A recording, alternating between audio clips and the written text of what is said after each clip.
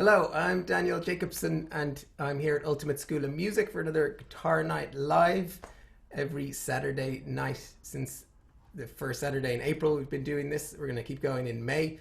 We bring a guitarist, professional guitarist, in to do a Zoom chat and a Q&A and to find out more about them and their approach to guitar playing, and partly to introduce new players to my students, partly for many of you who will have heard of these players before. You get to ask them questions, find out more, and just because there's no gigs on, so this is something to do that's useful and interesting. So tonight's guest, this is the fourth episode, and tonight's guest is a guitar player from Dublin who has done quite a lot. He's played, toured, performed, written music. He's played in big venues like Wembley Stadium and Madison Square Gardens, and been on the Tonight Show, Jimmy Fallon and the Ellen Show and things like that. Played with lots of people. So I'm really delighted he's on and really looking forward to talking to him. It's Jake Curran. Welcome, Jake. Hey Daniel, how's it going? Thanks going well. Me. You're welcome. Cheers, man. How are you getting on? Did you have a good day today? Yeah, it was all right. It was the same as every other day, which is kind of what's happening lately. It's Groundhog Day, but yeah, I know. Like nobody ever has any news anymore. It's just like I know. Yeah, no one has any. Things. Yeah, there's no crack at all. But yeah, no, it was good. At least it was sunny, and I just played the guitar. Yeah, I'm kind of playing more guitar than ever, which is great. Good, you know, because there's nothing else to do. Not that there's that's not why I'm playing, but you know, it's one of the reasons. And you were telling me when we were chatting before that you have a practice routine that you're doing every day. Yeah, the last time we were chatting, I kind of since the last time I sort of slipped out of it. But that was only a couple of days ago, so yeah. But it was going pretty well for like about a month, and then I just decided to not play the last couple of days just for some variety. So yeah, I'll get back into that. But that's been helpful. But it's kind of it's the sort of thing that when I'm finding if I'm practicing something new, you notice development quicker. But when you're practicing like the finer details of something, it's really hard to notice any improvement until like weeks or months down the line. Sure. So like some aspects I'm like going, okay, cool, this is working, and then others I'm going, might need to wait a couple more months to see if this is actually doing anything. But it's enjoyable. So yes, I was saying it to a student just earlier actually, that like you can practice something, 10 times you're not going to see any difference. 100 times you might see a tiny difference, and it's about like many repetitions that you need to do to see big differences. Yeah, absolutely. And some of the stuff I work on is just so straightforward and simple, and it's just trying to get tiny little things a little bit better. And so it actually can be a bit frustrating, but I definitely think it's worth it. Yeah, so 10,000 times maybe. Yeah. Well, I wanted to ask you, when you practice, do you have a warm-up that you do to get warmed up? I probably should have more of like a thought out one, but at the moment it's just playing scales, like pretty slow, like 8 notes around, quavers around, I don't know, like 80 or 70 or 80 BPM. Yeah. But trying to play the scale in the notes in random order, not just running up and down. Oh, you're telling me about that last time, and I've actually been doing it, practicing that and getting loads of students to practice that as well. That's an interesting exercise. Do you want to grab your guitar and show us what that sounds like? Yeah, this is kind of one of the cool things about like having all this time to practice. You get like, I've gotten to see sort of the development of like what works for me and what doesn't work. I'll just move this down so you can see the guitar. Yeah, so for the first while I was just, doing the usual, and I was running that in every key, just along with some like drum loops and stuff, and then that kind of got a bit tedious, and then so I started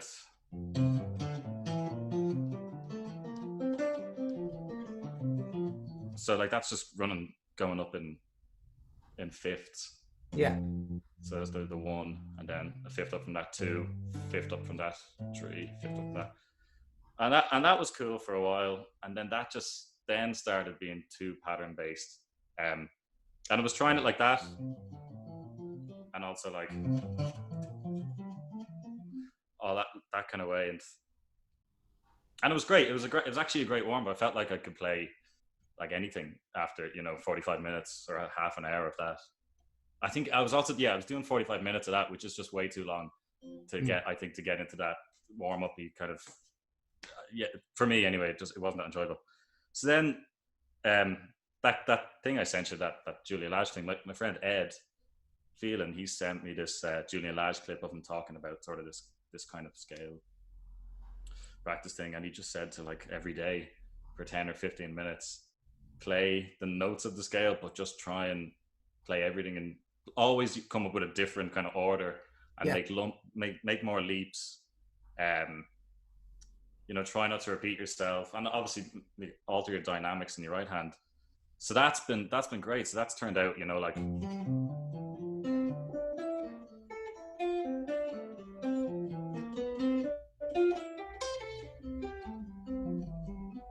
whatever. But and then you start to notice kind of things that you do. That, like, there's a lot of groups of fours there, so that's something. Try and do groups of threes instead,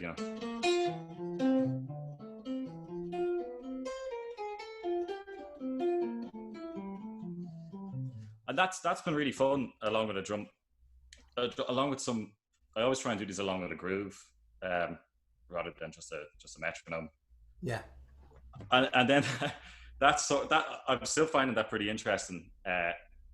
But just that was kind of getting me down a little, because I was going, if I just do this all the time, then that's maybe going to leak into my improvising a bit too much, and I'm just going to be playing that. Sure. Which I don't want to hear that, and no one else wants to hear that. So where I'm at lately, right now, is 4 bars of that,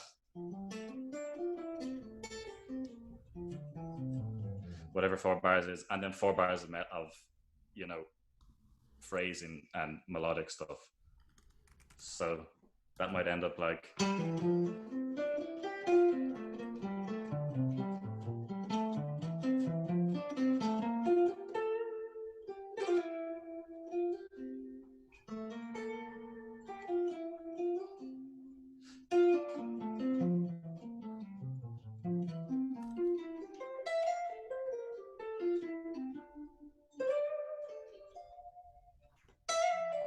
That kind of thing. So there's complete light and shade. Yeah. And it sort of feels like that's applicable to real life situations. It depends on whatever way you want to play. But like I don't want to play like that all the time. I just want to have that facility to do that. I like playing melodies, and stuff like that. So it's me too. Yeah. So it's good to have the two sides of the coin there. Have you got a little bit more volume that you put up on the guitar? Yeah, sure thing. And,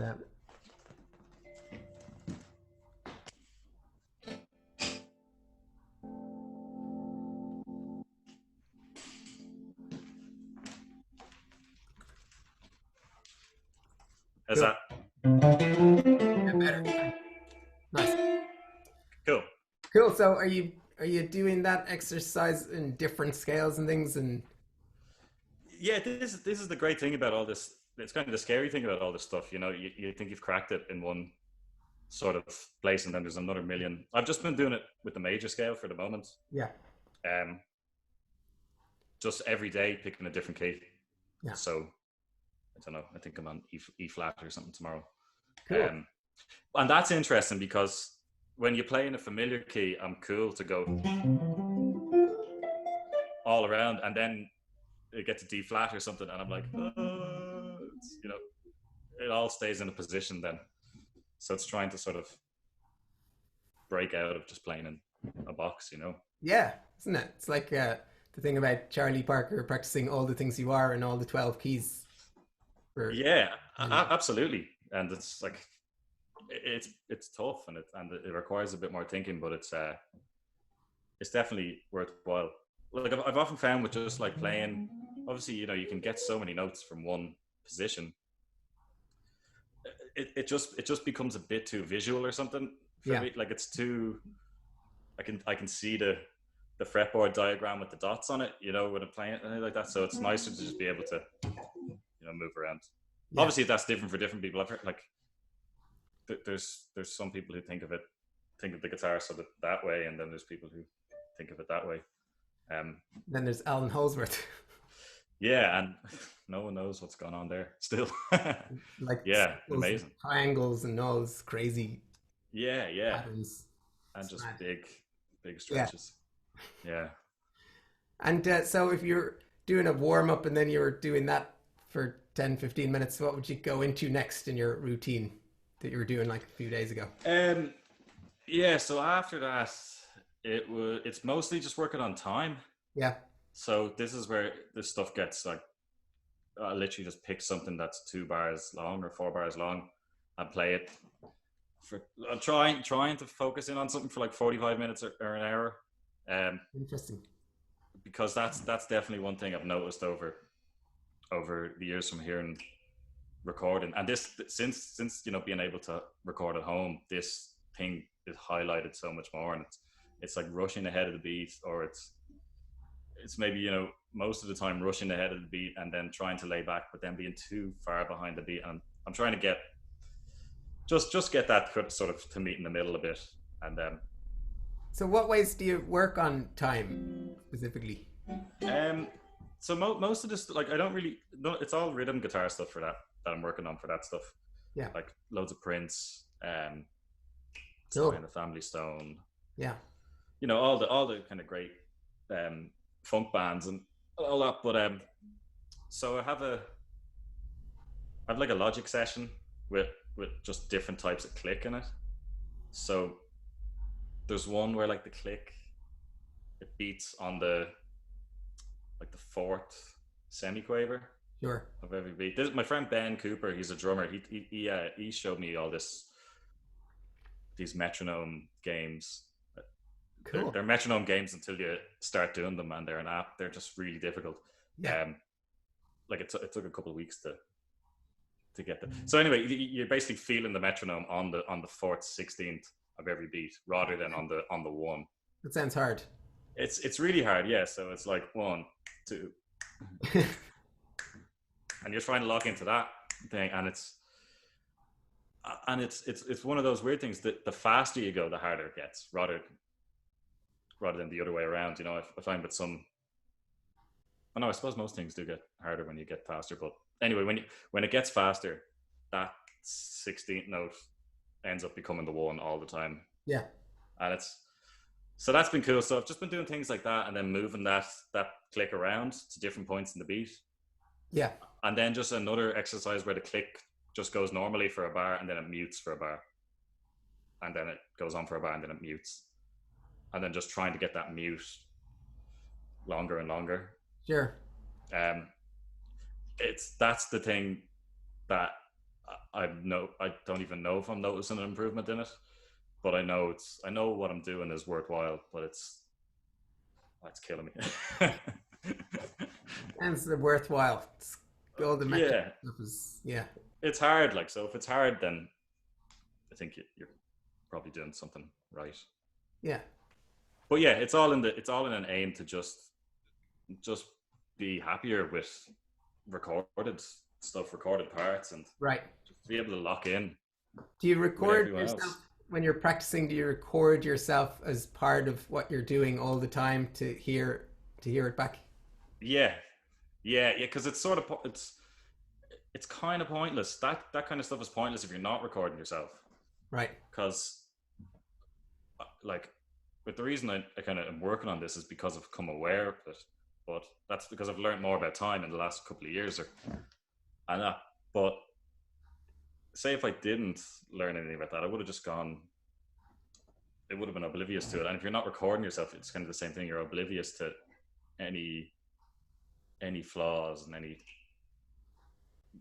weird parts of your brain. Yeah. So recording, maybe recording like 50 or 60 bars, which ends up being like a minute or two, and then just listening back. And it's generally like if you're listening back, you're generally like rushing, because it's only a 2-bar groove that I'm playing over and over again. you're generally like messing up the same part of the bar every time, and then there's a like it's constant kind of across all the recordings I'm taking. I'm going, oh yeah, like I'm always a bit late coming back in on the one, Sure. or rushing onto one of the offbeat semi breeze. So it's Yeah, yeah. that's interesting. Can you give an example of something you work on, like a 2 bar thing you might play? Yeah, what was I doing? Like this is how boring it can be. Like I was like oh, what was the thing the other day? I can't even remember it.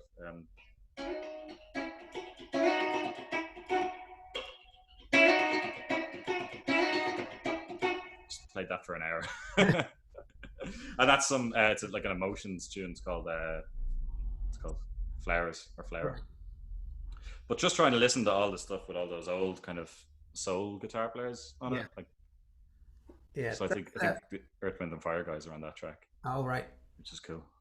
That's yeah. It's serious dedication to get the real fine details just better and better. But obviously, when you're starting off, you practice totally different things than when you're at the stage you're at now.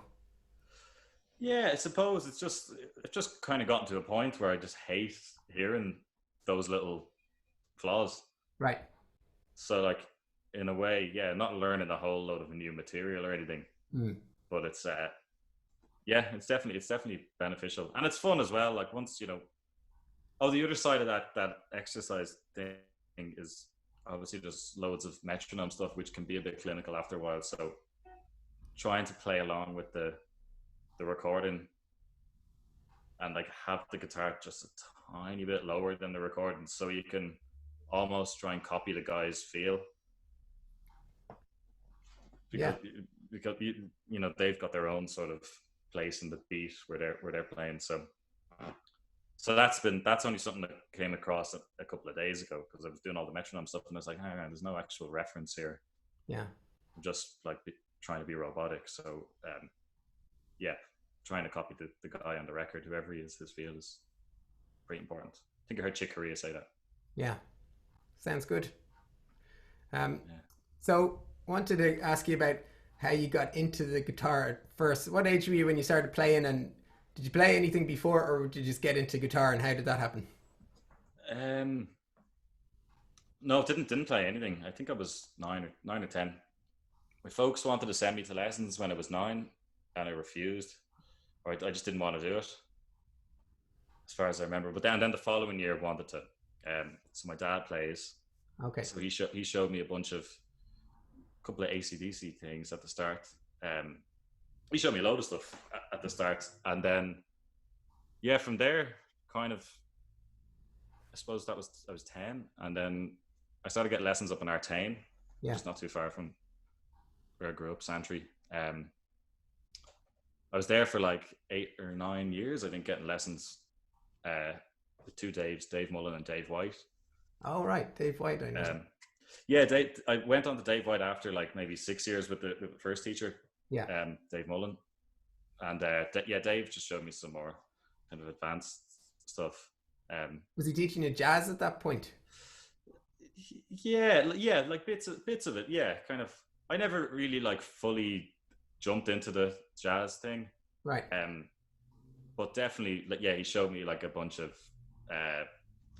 standards and sort of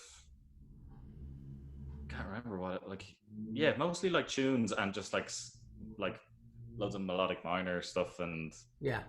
just chord voicings and stuff. It was really helpful and it came at the right time, I think. Yeah. But yeah, but since I was 12 or 13, I was kind of going for it, like practicing the stuff from the lessons, but then reading a bunch of guitar magazines and just sort of picking things out of them, you know. Yeah. And did you know at that point you wanted to be a guitar player? For Yeah, I did. I did my first gig when I was 13, first like professional gig. wow. It was it was a professional gig, but I was the kid on the gig, you know. Yeah. It was a musical at a local school that my teacher, his mom was the musical director in it. So he was also a drummer, so he played drums in the band in the pit, and Right. I played guitar with another guy, Connor. I don't know who was a couple of years older than me. There was the two of us, so that was like my first gig, and it was great, you know. Were you reading music well at that point? Well, like I was reading it to a point where like I sat at home for a month only practicing the music for the gig, but Yeah. yeah, like I could read okay, not to definitely wouldn't have been like a sight reader, but it was great because it was I had to get loads of sounds as well for it, and like so there was loads of tones going on, different like delays and reverbs and stuff. So kind of Cool. messing around with that, and then yeah, so that was so yeah. From then on, it was around then when I heard that you can. I heard the word in the street, that you could do this for a living, Yeah. um, and yeah, just sort of that's all I've really thought about since then. Yeah. Making a living as a freelance guitar player. I don't Yeah. know if session guitar player is really the right word because I don't know if I was in the studio every day, Yeah. not the bedroom studio, was in a real studio every day, might be called a session guitar player. But yeah, I'm glad it's worked out until Yeah. the virus came. And like when you're a teenager and you're getting these gigs and you were starting to kind of, did you think at that point that it would happen that you would like be playing massive venues? Did you think about that aspect or? um, to be honest, like I did a load of that musical theater stuff Yeah. at the start, and I was really into that, and still am into like anytime I get a chance to do that. So, but I kind of there was definitely a while where I didn't really think of anything else other than that because all the two guys that were teaching me were heavily involved in that world, Yeah. and then anyone that I met through them was involved in it. So I didn't really think much outside it. But I don't know, maybe when I was like 17 or 18, I started going, hang on, there's way more things that you could do. Did you play other gigs when you were a teenager though, like blues and pub or small venue stuff? Um, I was in a hip hop band for a while, Right. like a school band, um, which is probably the best to this day, the best band I've ever been in. That was really good. That was just great fun. Yeah, and we just like wrote our own tunes. It was kind of like Rage Against the Machine. You kind of Right. played a load of their tunes and then a load of our own angry rap tunes with heavy guitar. But Can you remember any of the riffs you wrote for that band? I actually can't. I don't think I can. Play something in the style of, or can you play a Rage? Oh, there was one like. Oh.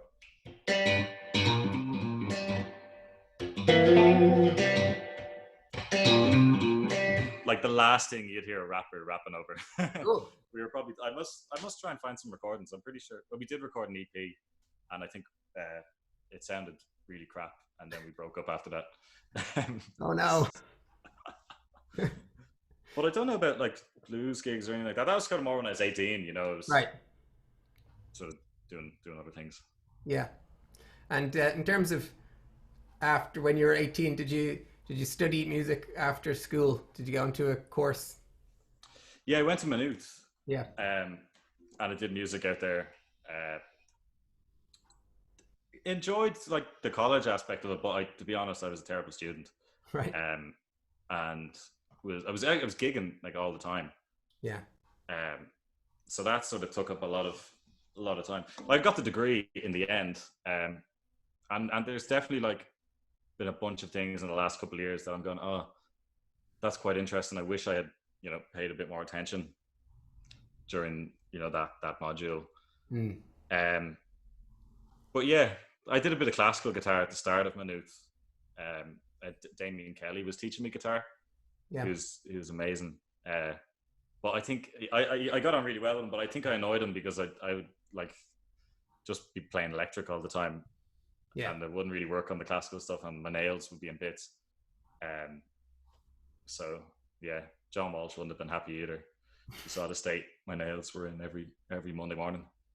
And were your nails like, was that from playing electric that it would like... Yeah, just from like, playing with my fingers on electric and all that stuff. They were just chipped to bits, so that it must have sounded horrible on the on the nylon string.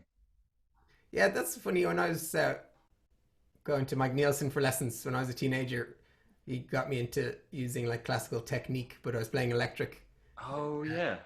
There was never a gig that I wouldn't like rip off my nails. Like if you're playing with your fingernails on electric, just with all the adrenaline on a gig, it just destroys your nails. Yeah, especially if it's loud as well, and you're trying to hit the thing harder. Does Yeah, he do it with nails? Mike Nielsen Yeah. plays with nails. Yeah, Wow, but he must be strong. yeah, I mean, he tried all different things like before, like the super gluing pieces of rock hard plastic, like fake nails.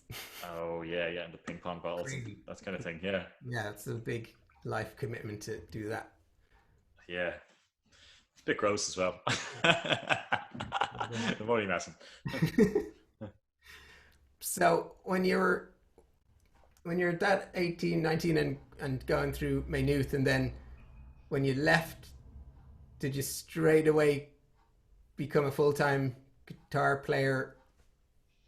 Yeah, I was sort of felt like I was doing it full time from like when I was 18. Right. Um, Whether it was like the musical theater things, like loads of pit gigs, I was maybe doing maybe like 10 or 11 of them a year, Yeah. which would be a week at a time, so it'd be like 10 or 11 weeks. Wow, that's crazy. When they're on, it must have been hard to get much college stuff done. Oh yeah, nothing got done. You'd find time, at the very last minute Yeah. to get an assignment in and stuff. But yeah, no, there was definitely. I didn't drive then either, so there was just lots of running around from Maynooth to gigs, and then back for college, and it was like, carrying the amp up and down the road, and it was just like, You didn't drive at all at that point. no, it was a nightmare. Um, but yeah, because we used to live in a house like a 20-minute walk from the train station, so I'd just be like carrying the amp down to the train station every night. Um, but uh, yeah, but pretty much was full time, like kind of around then. Right. Like playing with, doing like a load of weddings and cover gigs, and then some just playing for different original people, Yeah. original artists, and then like the odd studio thing. So it was always getting busier, which was good. And do you Or think, maybe it wasn't getting busier, but it was like the stuff. Every year there was like more stuff that I was more into. Kind of, yeah. it was getting more interesting. And when, like, would you say that doing the musical theater gigs was like, I've heard that that's a good gig for things like reading, like you get better because you're doing it a lot. So, do those kind of gigs help you become a better musician? Yeah, like they help your reading side of things. They're not in any way creative. Yeah. Like there's no your creative muscle isn't getting worked at all. There might be like a show where you get a 4-bar improvised guitar solo, and every night that's the best part of the gig, and you try and make that something. But Yeah. yeah, no, you definitely don't get anything from that side of things. But you're generally playing with pretty good musicians, and Mm. and it's like, yeah, you sort of, you kind of, I was able to get it sort of set the bar for what like good musicians are on different instruments. You'd hear a good drummer and go, okay, that's what that sounds like. But yeah, no, it's great. It's great for the reading, and reading is one of those things that if you're not doing it often, it Mm. really gets. I suppose it's kind of like everything, but you really notice it with the reading. It just slows down like crazy. Are there other aspects of the business that you kind of learned and got experience of doing those kind of gigs, like not just the music, but just the kind of showing up and the other aspects of it, like how to deal with people? Yeah, 100%. Like everyone's fairly professional in those situations. So Yeah. like when you're pretty young and everyone, like, it took years before there was anyone in a band. Like I was always like the kid, Yeah. There was all the guys were in their 40s or 50s in the band. So yeah, you see pretty professional side of it and sort of learn how to conduct Mm. yourself, which isn't very hard. Like it's not hard to conduct yourself well in a gig. You just sort of keep your mouth shut and don't say anything stupid. and 99% of the time you're fine, you know. Yeah. But yeah, definitely learned a lot about that. I'm not like I'm not sure exactly what to pinpoint as things I've learned, but probably just the broad how to conduct yourself. If there was if there was like young guitarists who are trying to get gigs and get experience, would you recommend that they try to get gigs in musicals? And how would any tips for how they would get gigs playing in musicals? I definitely would recommend it. Yeah, I'd recommend trying to get any kind of gig and as many varied gigs as possible. Um, I don't know how to go about it though. That's because, like I said, I was lucky who had two teachers who played guitar and a load of those musical theater things. So Sure. whenever they needed a dep, and the usual people they'd call, they were just able to ask me to do it, and Yeah. I'd always be free. Like, I don't know. I'd say that like any kind of getting any gig, it's just if you go to the gig, go to one of these things, and then just chat to people. You know, Mm. not with the aim of going and shaking hands and networking and all that, but just kind of going to suss it out and have a chat. So yeah. Sounds good. Yeah. And when you kind of got more gigs and bigger gigs, and you seem to have like gotten into areas of the industry that a lot of people try to get into and it's hard to get into. So is there anything that you can think of, like, it couldn't come down to always being in the right place at the right time, like how you deal with people and your attitude must account for a lot? Would you agree with that? Yeah, well, it's definitely like it's 50-50. Like, I think like being able to like play well should just be a given. Yeah. Like, you just have to be able to play well, and there should be no question about that. I don't know, like like thinking that if you like I know, like I've met people like 7 or 8 years ago, maybe, or maybe 5 or 6 years ago, and you do one gig with them and then you don't hear from them for a long time, and then they call you again to do something. Mm. So like, knowing that that's a possibility, it's good to keep that in your head, that like you don't want to piss anyone off really, like, Sure. because like, say if you make a friend on a gig, you never know when that's going to come back around. If you ask them to do a gig and it's cool and it goes well, you never know when it's going to come back around. So you kind of have to be careful in that way, not just to not. I'm just trying to put into a million ways of just saying, don't be a dick. The Because ultimate, the like ultimate. that's what happened with like the Nile gig. I did a gig with, I played with the drummer like 7 or 8 years ago, Right. or the drummer at the time, played with him, and then I never really heard from him or did anything with him again until like 6 years later, Yeah. and he was MDing the gig and he gave me a shout, so Yeah. sort of always be aware of that, I think. Yeah. um And when he gave you a shout for that gig, was it for a gig or did you have to audition to get? yeah, it was for an audition. Yeah. Yeah. So I went over to London, and yeah, brought my telly, and then I rented an acoustic guitar over there because there was 2 songs I had to play. So yeah, brought the guitars, went down, and then it was really short. Like, it was go in and play 2 songs with another bunch of musicians who most of them were actually being auditioned. Everyone was being auditioned except for the drummer. Right. Um, and then the guys I did the audition with, we all got the gig. So we were all conveniently friends with the drummer as well, though. So Okay. um, Was yeah, there but was there more than one guitar player auditioning? yeah, there was about 8 or 9, Right. I think, Yeah. auditioning. Yeah, to be honest, it was a bit of a weird one.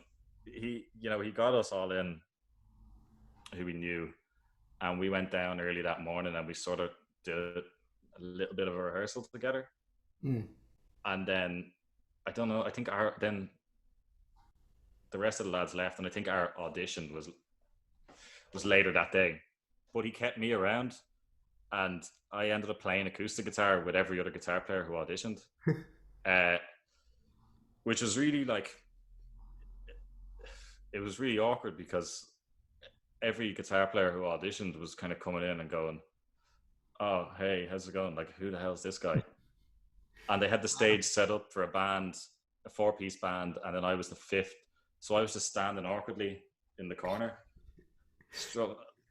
It was kind of, when it was over and I got the gig, I was glad, but yeah, it was a weird few hours.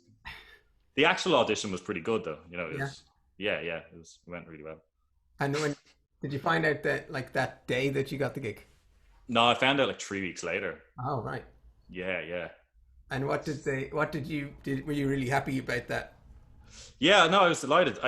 It was real weird because it was based in London, so I was flying over, but still, always happens. We're flying between London and Dublin. So I went home for 3 weeks, and then I don't know, maybe like 2.5 weeks into that, got a call saying, "Can you come over to London?" And I was like, "Okay, yeah, what's up?" And they were saying Niall wanted to go for dinner and some drinks. So I was like, "Okay, what about do I have the gig? What's going on?" And he was like, "Oh yeah, it's looking good. It's looking good." This is my mate Jerry, who was the MD at the time. He doesn't. He keeps cards close to his chest, you know. So he's going, "Yeah, it's looking good. It's looking good." So went over, and it turned out it wasn't dinner. It was just a piss up. So we went to like a Blizzards gig in Camden, and just drank a load of beer, and then at like 10 o'clock or 11 o'clock, Niall came up to everyone individually. No, I think he came up to all of us. We were all just standing around, and he said, "Oh yeah, by the way, you have the gig." We're like, "Oh great." could have told us that a few hours ago, but it was actually one of the most, like, I was probably the happiest I was ever was, like, after hearing news, you know. I was delighted. Yeah. It was, that's funny. Yeah. No, yeah, it was a funny build up to the whole thing. Yeah. But yes, I didn't just go to London. Yeah. Well, I was thinking, you know, that you could hardly get us to go over again to London to tell you it was bad news, or else it was like it was a second audition to see if anyone was like a lunatic and a liability. Yeah, it could have been that. I don't know. So getting that gig, was that kind of like a step up in your career that opened the doors to other bigger gigs that you didn't have before? Or? Yeah, 100%. Yeah. So to be honest, that's really like I've done a couple of little things sort of since that, but like a couple of things of that caliber since that. But that's like been really the main gig since then. Right. So yeah, no, it definitely did, and that again just like changed my whole. Like, got a lot of experience, like in those, just sort of seeing how the whole thing works. You know, a gig is just a much bigger. It's just done on a much bigger scale, and there's more people involved. Yeah. And then there's the whole, again, sort of going back to like how you get on with people, like getting on with people in like a touring environment is like, it's 90%. Like the playing is probably 5%. Like 95% of it is just being able to sit on a tour bus or sit in an airport for a countless amount of hours and not get on people's nerves, and not let them get on your nerves. Well, no one, you know, generally I would imagine that like touring crews are all cool people, but so that was interesting. Yeah, it's great. The whole thing was amazing. You were saying to me when we were chatting the other day that on last Monday would have been the start of a US tour with Niall. Yeah. Obviously now. Monday, yeah, we were meant to be going to Nashville for a tour with Lewis Capaldi. Niall and Lewis Capaldi were doing like a sort of double headline thing. So yeah, that would have gone on all this month and all next month, and then Niall himself just would have had like 6 months around the world after that. Wow. Yeah, all been cancelled, which was crap news at the time, and it was disappointing. It was kind of disappointed on Monday because that was the day it was all starting, and we were me and all the lads, we were texting each other going, "Oh, feeling sorry for ourselves." And But are those gigs cancelled, not like looking to be postponed and done later on? they're cancelled. So yeah, Right. nothing's been postponed or nothing's rescheduled. Yeah. There's talk of no touring or no like large gatherings till like in parts of the States anyway till like August next year. Yeah. So Very long time. until whenever there's a vaccine. So Yeah. just keep working on those 2-bar grooves till then. Question came in from Keith M. Here is that do you get royalties from tunes you've done with Niall? I haven't played on the 2 studio albums, Right. so no. Mhm. I would. Yeah. I've played on like some live things. Like there was an album that we did with the RT Concert Orchestra. Don't know. Maybe I haven't seen anything yet. I don't know if that would have got like much radio play or anything. It was sort of we did it and then it was broadcast on TV a couple of times. And then I played on a couple of those like Spotify single things. Again, no radio play, so I don't really. I don't really know. Probably not. Probably like 50p or something. Yeah. 50 cent. Yeah. And I was going to ask about the rehearsals for the tour that's not happening. Had you done all them already like a good while back? Yeah, we've done most of them. We did a 2-week a 2-week period, and then we were meant to do like a week or 2 weeks just before the tour. But yeah, we did that back in February. We did mid-February till March. Yeah. And that was like really, really intense. Yeah. So you're like on bigger gigs, everything's bigger and the rehearsing's more intense then as well, was it? Absolutely, yeah. It's like like I was MDing it this time around, so kind of have the plan and just can put the structure on it. But we were like, when you say you're MD, so you're the musical director. So do you have to like pick who's going to be in the band? Well, the band's been the same since the start. So apart from there was a drummer change. The drummer left, and we got a new drummer. So you didn't have to do any hiring. Yeah. No, didn't have to do any of that. But would if that something like that did come up. But yeah, the role is kind of like it's sort of to just be like a spokesperson for everyone in the band and just like someone who puts some sort of a mold on.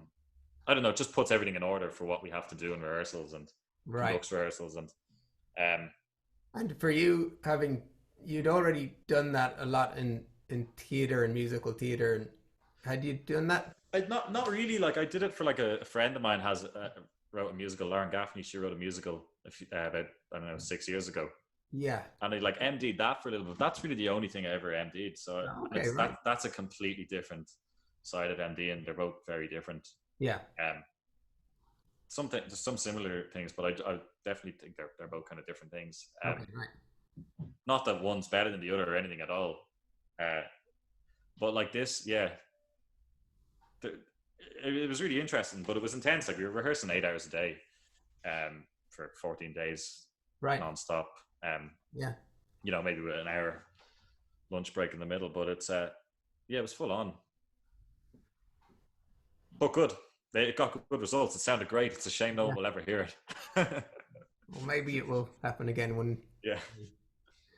So if anyone has any questions, you can press the button to put your hand up and we'll unmute you so you can ask, or you can write it in the Q&A box or in the chat box. We'll get your questions. So we'll have a few questions and we'll get Jake to play a bit more. But this Curran, if you're there, I'll unmute you. Curran H has a question. Hey, Curran. Hey, Jake. What's the crack, man? How's it going? Very well. Did you ever find out what that ticking noise was in your rig in Killarney? God's sake. Yeah, so when was that? 2018. We did. It was a while ago, yeah.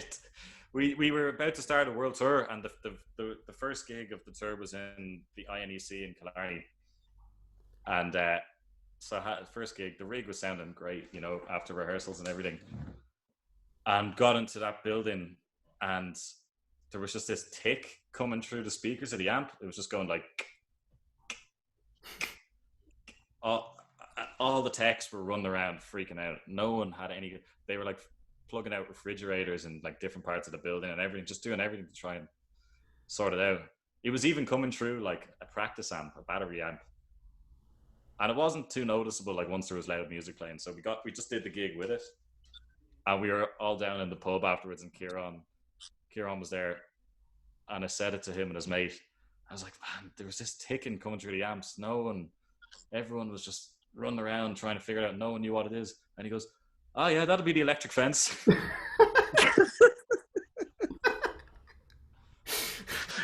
Welcome to the country now, boy. Yeah. Brilliant. Could have done with you on the day. Thanks, Curran. Yes, man. Great. Thanks, Yeah. Jake. Question. A couple more questions coming in. There's Ben Mulligan asks, do you have any advice for getting into playing jazz?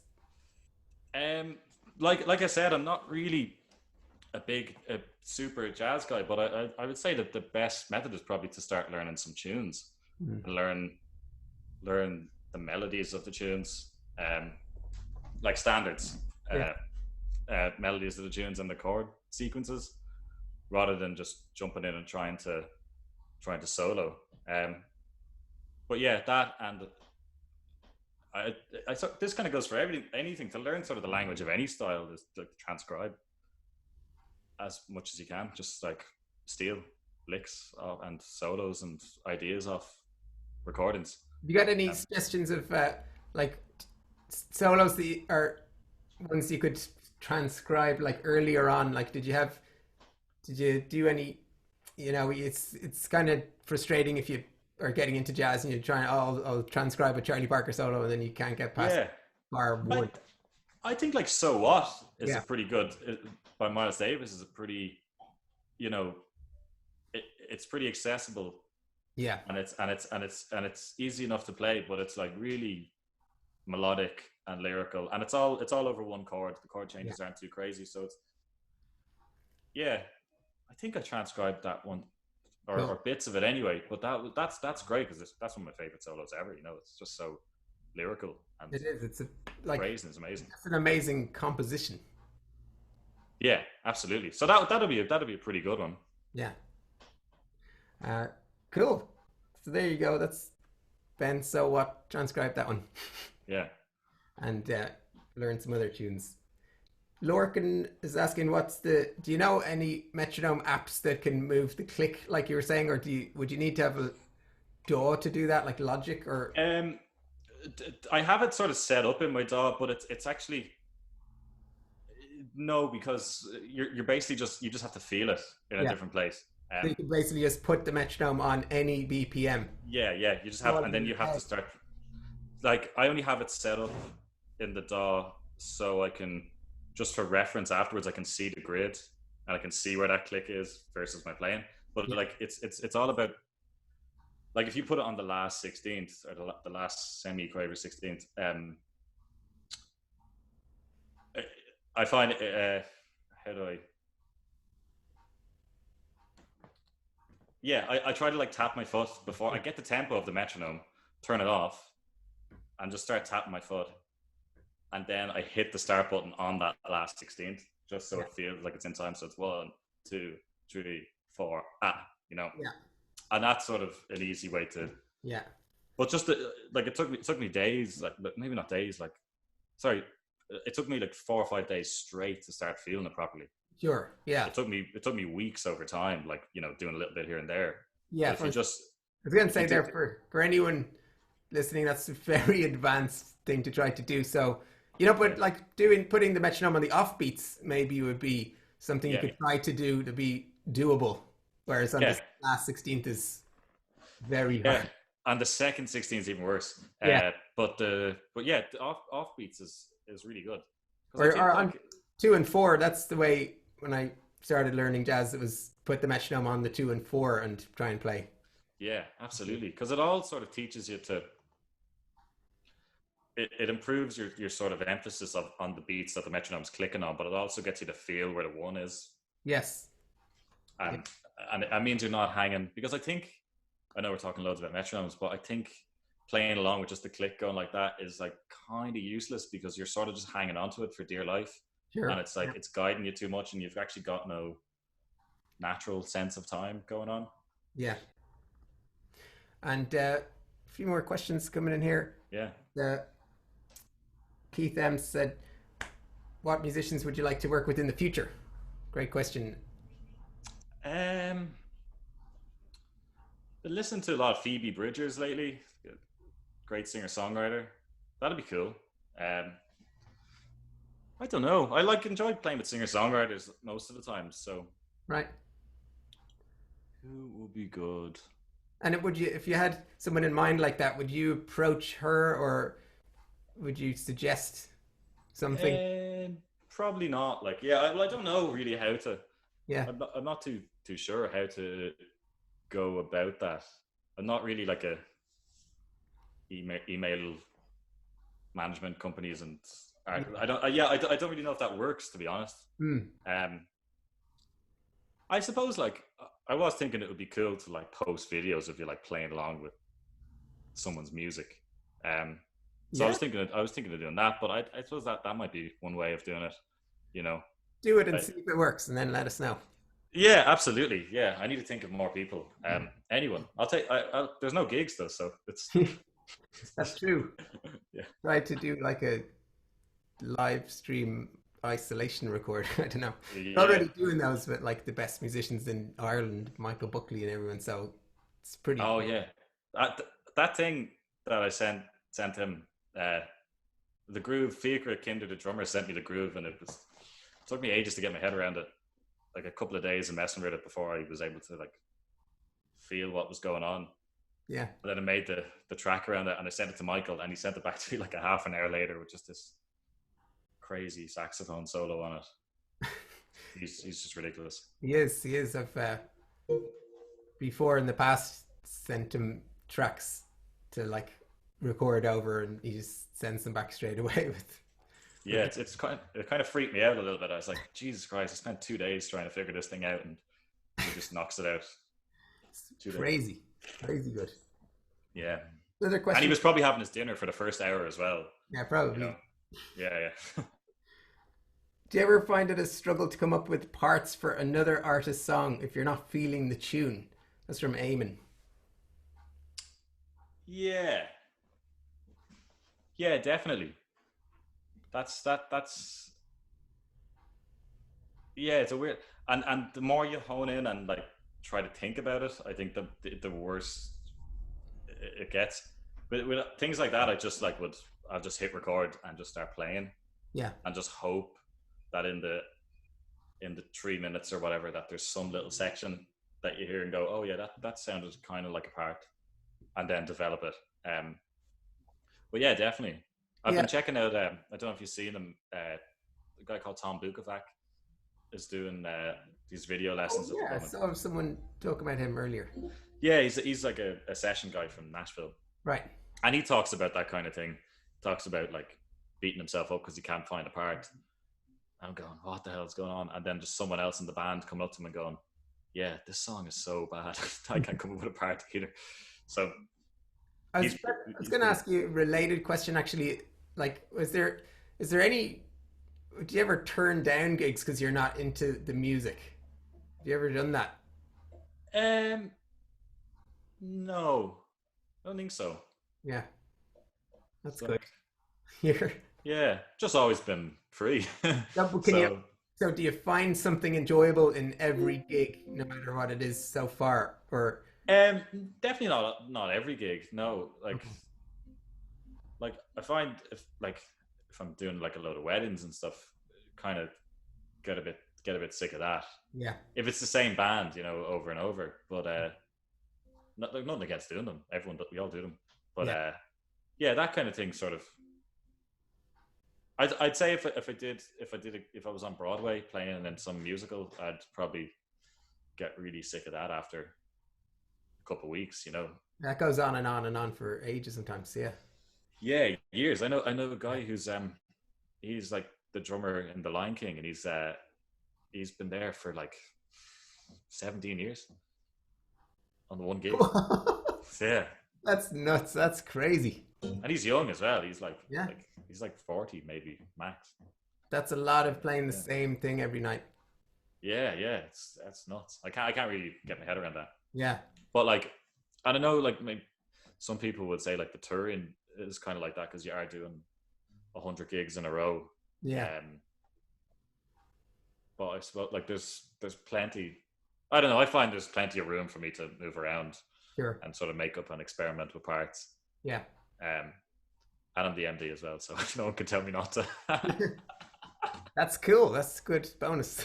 Yeah, absolutely. It's good. Can fly under the radar. A couple more questions coming in, and I'll just say I did put Jake's PayPal link there. We're learning a lot, so if you feel like reciprocating, you know, there's a really massive amount of cancellation of gigs here, so there's looking like it's very barren work-wise for guitarists coming up for quite a long time now. So really, you know, anything is welcome. You know, send them €1, €2, whatever, 10. Thanks, man. Cheers. So you have to copy and paste it into your browser because Zoom don't have clickable links anymore.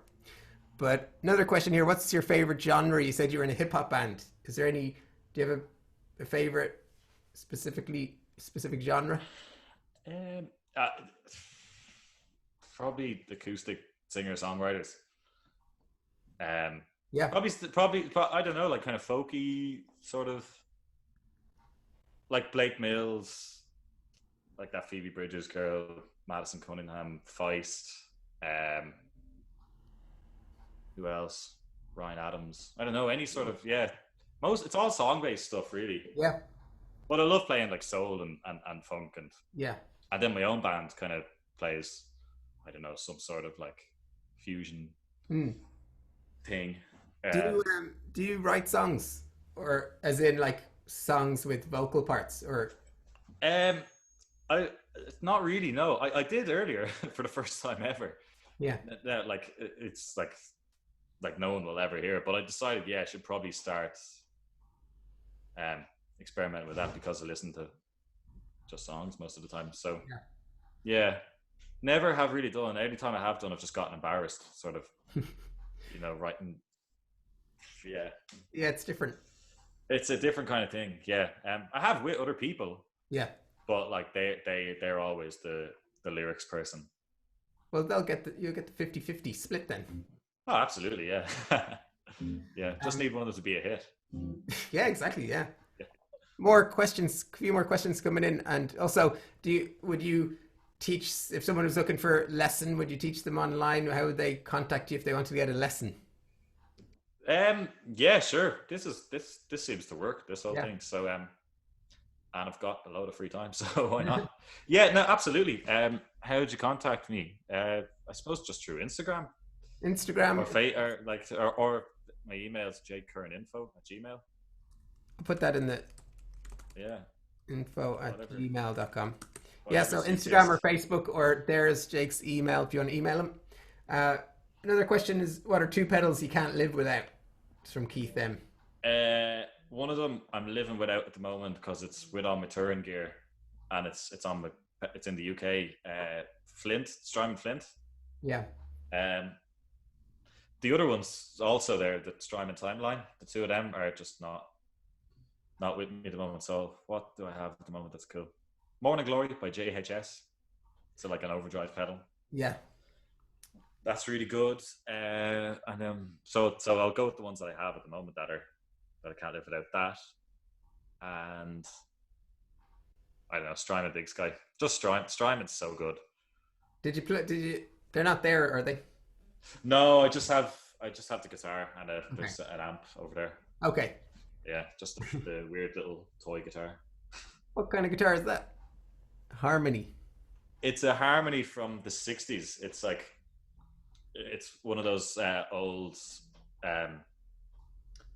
don't know what I suppose the equivalent, modern day equivalent, would be like Amazon or online shopping. Like, it's the Sears catalog. They sent the catalog to your house, and they just sold everything. Like, it was a department store, but they sold these cheap guitars, and I think you would just rip out the piece of the page and tick a box and then stick $40 in an envelope and send it to some address, and then one of these would arrive on your door.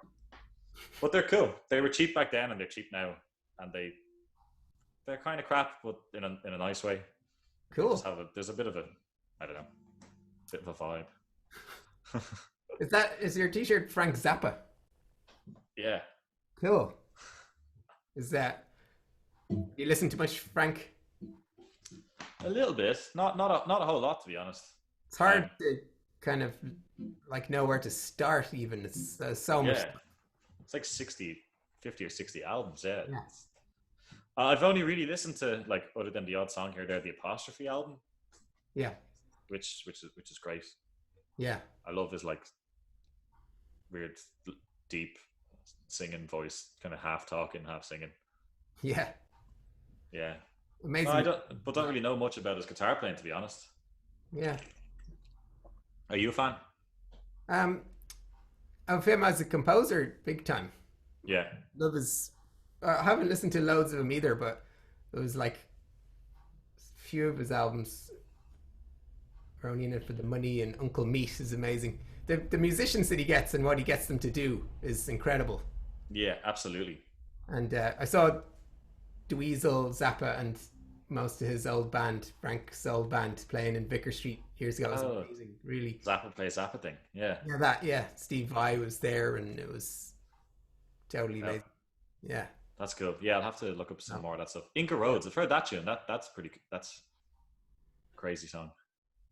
Oh, some more questions came in. Well, try and get through these and then also hear some music. We're going over time a bit, if that's okay. I don't know if I have much music to play. We'll get you to play something. Just noodling. Yeah. What rig are you running currently? Well, we're running down it a bit, but any thoughts about that? What rig are you running before the virus came? Well, for the Nile thing, I was using 2 amps, a Swart amp and a Benson Chimera amp, 2 kind of boutique-y things. And then one of them, it was in wet dry, so one of them was getting all the delays and reverbs and modulations, and then the other one was just completely dry. Yeah. So that was an absolute headache for most of that rehearsal period, and I could have done without it, because I was focusing on all the other sides of kind of getting the set together and rehearsing the actual tunes. And yeah, I finally got it working in the end. It's a weird type of thing, because you're sending delays and reverbs to one amp and not to another amp. The signal path is getting digitally processed, going to the wet amp, and that results in like a millisecond of latency. Right. So then the amps start kind of weirdly canceling each other out. Yeah. And it just sounds horrible. And that was going on for like 10 days of me, and I was just tweaking, trying to. I sorted it out in the end. I think I got to maybe use it like on like 2 or 3 sort of one-off gigs. But yeah, that was that, and it was just a pedal board with like the Strymon stuff, Line 6, yeah, HX Stomp. Cool. A couple of source pedals, yeah. Question: have you ever recorded a counter melody over other people's tracks? That's from my student Seamus, who's making tracks now. He's probably thinking about getting you to record some stuff over his tracks, I'd say. Yeah, absolutely. Send it over. Yeah. Yeah. It's like counter melody. Yeah. Yeah. I don't know. Like, I kind of wrote this sort of Steve Reich kind of thing a while ago. Yeah. I think I'd put it up on Instagram. It's just 4 guitars all playing counter melodies with each other. Cool. But yeah. But other than that, yeah, record at home all the time. Like, recording parts, which I suppose are counter melodies to, the melodies of the song already. So if people have projects and they want a guitar, they can send it to you and hire you to record some guitar over it. Yeah. That's I I love doing that, and Yeah. it's great. It's great being able to do it at home, and just learn more about kind of getting good tones at home. Yeah. But like any day I've done in an actual studio, I've always walked out going, right, this is the best thing ever. Cool. Yeah, I wish there was more of this. Yeah. You know. Another question from Eamon. Did you find it weird transitioning to the role of MD and having to direct your friends in the band? They all pull their weight, and like everyone, like, yeah, not really, to be honest. Like, it didn't have to be too strict or anything. Like, it was nothing really changed, thankfully. And I think that's going to happen when people are respectful. Sure. Or they have your respect, and also if you're not a tyrant, yeah. You know, it's just gonna be fine. It was definitely like the hardest shift about it was you become this middleman between the band, the artist, management, all the crew, and then just all these external people that you meet along the way, like producers from like TV shows and like vocal coaches, everything. You sort of are just this like person who has to pass information between people and okay things, and that was a bit weird at the start, but I don't know, just a couple more emails than usual, you know. This is the last question that we have here, and it's kind of a musical one. So it's from Brendan. Do you have a particular thought process when it comes to chordal improvisation, and would a certain emotion you want to convey inform your choices? And maybe you could do an example of a chord. Do you do chordal improvisations? Because I was thinking about this a while ago. I do like mess around with them, but I kind of just follow in my ear. Yeah. I don't know. Maybe I'll just like noodle around. Do just nice.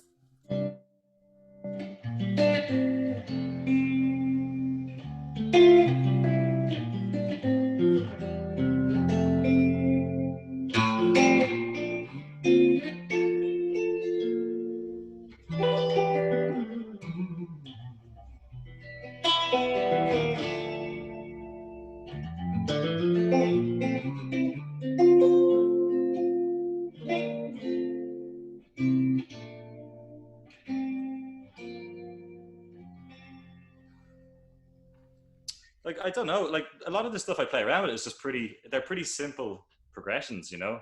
It's lovely though, sounds great.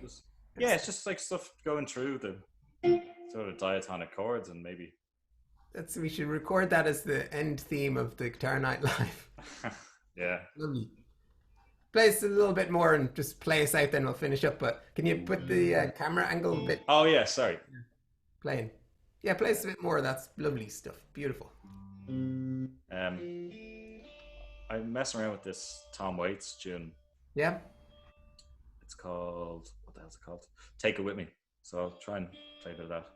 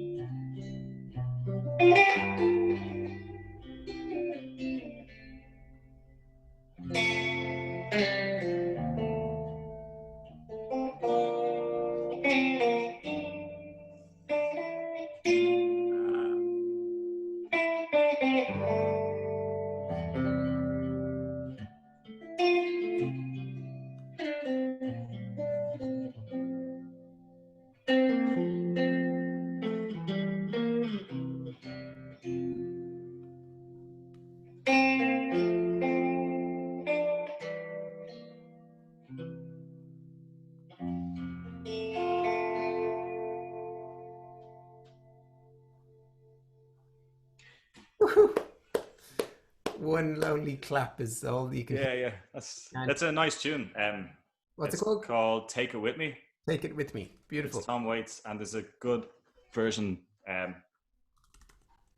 Good version on that thing Chris Thiele does. It's what's it called? Is it called Live From Here? It's a radio show concert. Chris Thiele from the band Punch Brothers does it, but they do a version of it. I can't remember the singer's name. She's from the band Lake Street Dive, but their version of it's amazing. Oh right, yeah. So I was just trying to copy her, But that's worth checking out. Great, that's fantastic. So Cool. that has brought us nicely to the end of this show, and it was very, very great to chat to you. It was really learned a lot there. I think a lot of good feedback coming in. People were saying they're really enjoying it. And Cool. yeah, thanks for listening, everybody. Thank you very much, Jake, for coming on, talking to us. Yeah, thanks for having me, and thanks to everyone who had a listen to my rambling.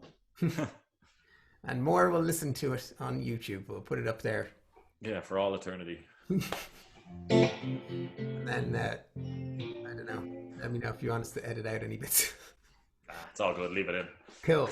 Good. So that's it. I put a couple of more links in there if anyone wants to join our mailing list. If you're not on it, you can join it there, usom.ie/mailing-list. If you want to know about our lessons that we're running, usom.ie/live stream will bring you to that page. We have more events coming on. Actually, next week we're having Bill Shanley on Guitar Night Live, who was a link from Jake, who said to check out Bill Shanley, who's He's amazing. He's one of Ireland's top guitar players and producers. Yeah, he's incredible. He's toured a lot with Ray Davies of the Kinks. So yeah, big gigs, and he's a cool guitar player. He's got great style. Yeah. Royal Albert Hall and stuff like that. So we're gonna done it all. Yeah, we're gonna have a bunch more people on in May. Only gonna announce the person 1 week before. So I've got like a few more exciting people lined up for later in May. You can find out, you can like our Facebook page and all that. And otherwise, see you guys around. We'll definitely talk to you again, Jake, and when all this is over, we'll try and do more like real masterclass, or it'd be good to play a bit more. That's the thing I miss the most, is like playing. Playing with people. Play with people, yeah. I know, it's strange. After all this is over, on the first gig, everyone's either going to be unbelievable or just crap. It won't be in the middle. It won't be the same. Definitely not. Yeah. It'll be one or the other. Well, cool. Thanks a million. You're welcome, Jake. Thanks, everyone. See you guys. Good night. Goodbye.